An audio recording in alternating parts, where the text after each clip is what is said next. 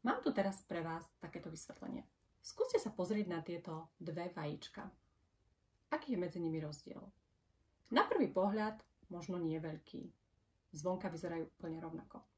Pozrime sa, čo sa stane, keď rozbijeme prvé vajíčko. Roztieklo sa. A pozrime sa, čo sa stane, keď rozbijeme druhé vajíčko.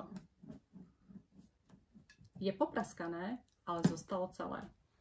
Toto je možno taký názorný príklad toho, čo je to reziliencia.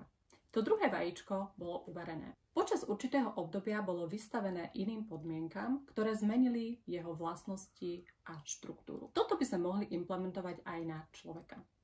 Reziliencia znamená v preklade z angličtiny odolnosť.